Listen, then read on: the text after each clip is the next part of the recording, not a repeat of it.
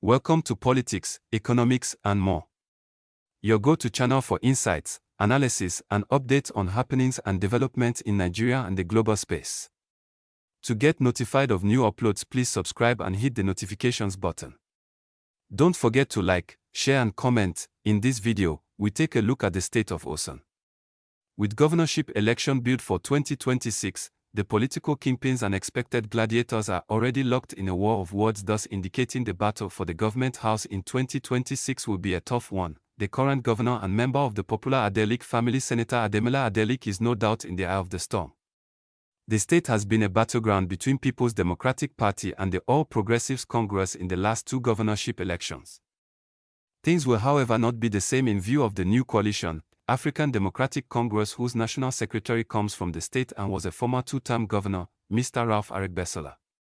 Added to this mix is the fact that it is the alleged ancestral home state of the president, and one with which a statement has to be made either by the ADC or APC or PDP in 2026 governorship election ahead of the 2027 general elections. Osun has been known to be a maverick state when it comes to general elections. It voted in support of late President Buhari of the APC in 2019, while some other states in the southwest voted largely for Atiku. This was unlike the case in 2023 when the state showed support for Atiku of PDP as against other states in the region going the way of either the Labour Party or the APC.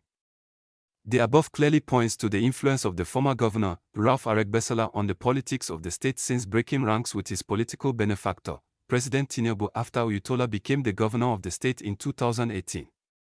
The current first-term governor, Senator Adeleke of the PDP, defeated the former governor Oyetola of the APC in 2022 in a tightly contested race, largely because the former governor Aregbesola gave support to the PDP in protest against the APC.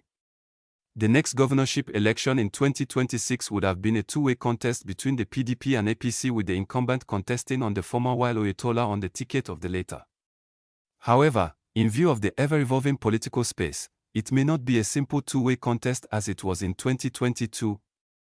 There has been rumors of pressure on the incumbent governor to defect from PDP to APC so as to align with the President Tinubu and ensure there is no serious challenge to winning a second term, and also supporting the president in turn when the general elections come up in 2027. The rumored defection was already causing ripples in the ranks of APC in the state, as it will automatically bury the ambition of those seeking to contest the governorship election on the platform of APC in the state. While the political actors within and outside the state were battling with the above possible alignment by the governor, there entered a new dimension.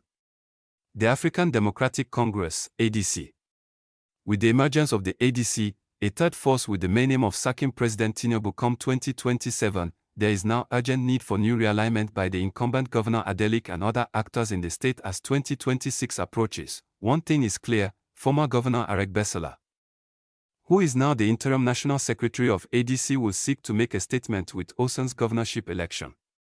He sure has a significant influence in the state politics and must justify the confidence of the coalition in him. The APC, on the other hand, would like to have the state on its side as 2027 approaches.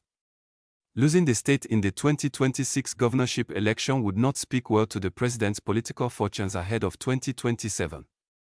The expected alignment and realignment will bring about one of two possible outcomes for 2026 governorship election. The first is the possibility of a three-horse race involving the three parties, ADC, APC, and PDP.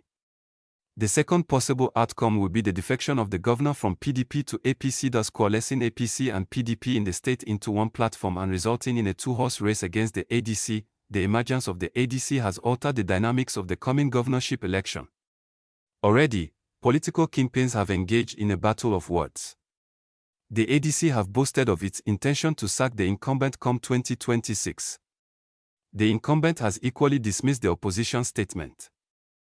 The million-dollar questions political analysts are pondering is whether Governor Adeleke will defect to the APC or remain in the PDP. Staying in the PDP will mean contesting against two opponents in next year's election, while defecting will reduce his opponents from 2 to 1.